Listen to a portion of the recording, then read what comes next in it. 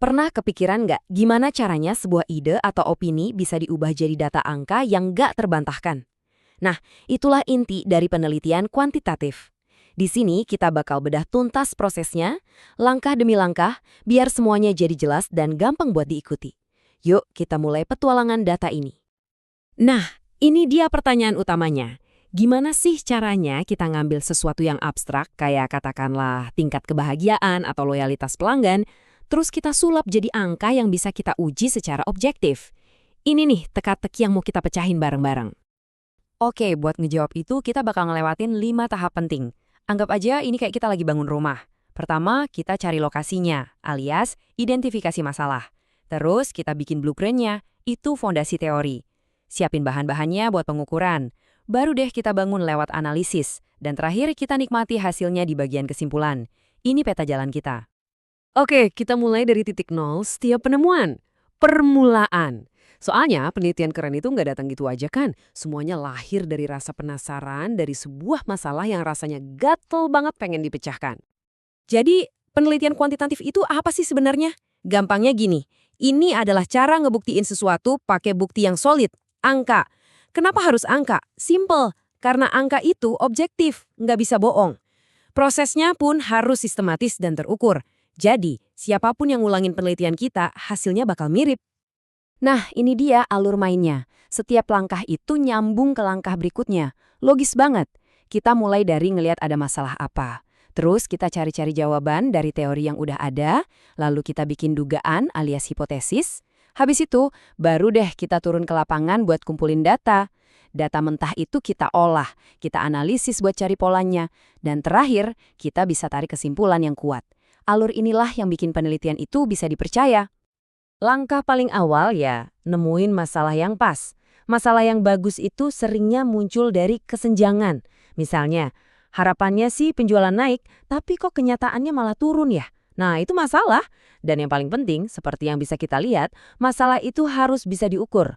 Kita nggak bisa neliti kesedihan, tapi kita bisa banget ngukur jumlah jam tidur atau skor depresi. Itu kuncinya. Oke, masalahnya udah dapet nih. Terus gimana? Gak bisa dong kita langsung asal tebak jawabannya. Kita perlu bangun fondasi yang kokoh dulu. Nah, disinilah peran teori dan hipotesis. Coba deh perhatiin kata kuncinya di sini. Kerangka berpikir. Teori itu ibarat kacamata yang kita pakai buat ngelihat masalah. Teori ngasih kita konsep dan petunjuk dari penelitian-penelitian sebelumnya, jadi kita nggak mulai dari nol buta. Teori itu peta kita di perjalanan ini. Dari teori tadi, kita bikin tuh dugaan sementara. Namanya hipotesis. Biar gampang, bayangin aja kita lagi di pengadilan. Hipotesis 0 atau AO itu kayak bilang terdakwa tidak bersalah.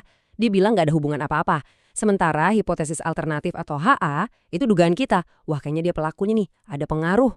Nah, tugas kita sebagai peneliti adalah ngumpulin bukti, yaitu data yang cukup kuat buat nolak si Ho dan ngebuktiin kalau HA itu benar. Oke, teori udah, hipotesis udah. Sekarang waktunya kita benar-benar turun gunung. Kita masuk ke bagian pengukuran, di mana ide-ide yang ada di kepala kita ubah jadi angka-angka yang nyata. Nah, ini dia nih salah satu langkah paling krusial, operasionalisasi. Ini tuh kayak mantra sulap yang ngubah konsep abstrak jadi angka. Gimana coba cara ngukur cinta? Atau kreativitas?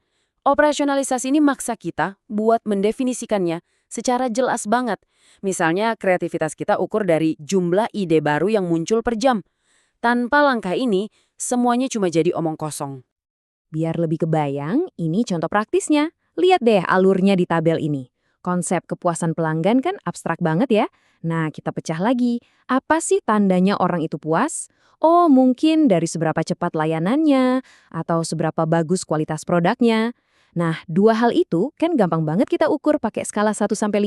Nah kan, yang tadinya abstrak sekarang jadi angka yang jelas. Kalau kita udah tahu apa yang mau diukur, sekarang tinggal pilih senjatanya. Mau dapet data dari banyak orang dengan cepat? Ya udah pakai kuesioner. Mau tahu pasti apa penyebab dari sesuatu? Lakukan eksperimen. Nggak punya waktu atau dana? Coba deh cari data sekunder yang udah dikumpulin sama orang lain. Setiap metode punya plus minusnya sendiri.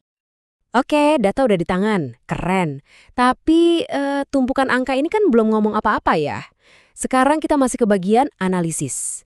Disinilah kita bakal bikin angka-angka ini berbicara. Nah, disinilah teknologi unjuk gigi. Lupain deh kalkulator sama hitungan manual yang bikin pusing. Anggap aja software statistik kayak SPSS ini asisten super kita. Mereka bisa ngolah ribuan data cuma dalam hitungan detik, melakukan uji-uji statistik rumit yang mustahil kita lakuin sendiri. Yuk kita ngintip sedikit ke dapurnya SPSS. Ada 2 ruangan utama di sana. Pertama, variable view.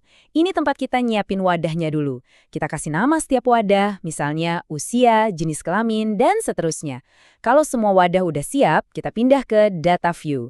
Nah, di sini baru kita tuang datanya satu persatu, baris demi baris, untuk setiap orang yang kita survei. Nah, ini bagian paling serunya. Setelah semua data tersusun rapi, ngubahnya jadi wawasan itu cuma butuh beberapa klik aja. Serius. Tinggal masuk menu Analyze, pilih mau tes apa, terus klik, udah.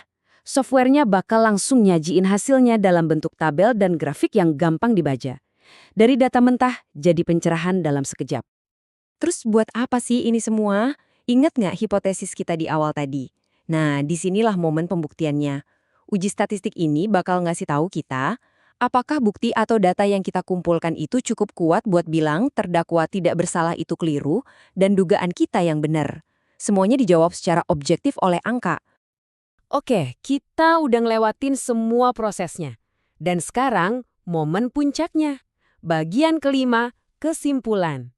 Di sini, kita bakal merangkai semua temuan kita jadi satu jawaban yang utuh. Bikin kesimpulan itu ada seninya loh, bukan cuma ngulangin hasil doang. Lihat deh strukturnya. Kita mulai dari apa kata angka, terus kita terjemahin jadi jawaban buat pertanyaan awal kita. Setelah itu kita tanya ke diri sendiri, terus kenapa? Apa artinya ini di dunia nyata? Dan terakhir, kita buka pintu buat peneliti lain dengan ngasih saran penelitian selanjutnya. Dan ini aturan emas yang nggak bisa diganggu-gugat. Biarkan data yang ngomong. Seperti yang ditekankan di sini, kesimpulan kita itu harus 100% berdasarkan hasil uji statistik, bukan berdasarkan kayaknya sih atau perasaan saya. Di dunia kuantitatif, data adalah raja. Objektivitas itu segalanya. Jadi pada akhirnya, kesimpulan yang mantap itu bakal menutup semua perjalanan kita dengan sempurna. Kesimpulan ini ngehubungin temuan kita kembali ke teori di awal. Apakah temuan kita ini mendukung teori yang ada?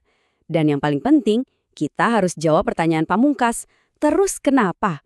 Kenapa temuan ini penting? Kontribusinya apa? Nah, inilah yang membedakan penelitian biasa sama penelitian yang benar-benar berdampak. Jadi, kalau kita lihat gambaran besarnya, ini tuh sebuah perjalanan yang nyambung banget.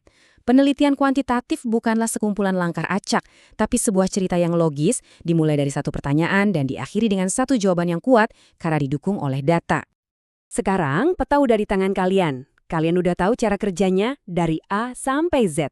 Pertanyaannya sekarang bukan lagi gimana caranya, tapi apa? Coba deh lihat sekeliling. Masalah apa, rasa penasaran apa, yang mau kalian pecahkan pertama kali pakai kekuatan angka.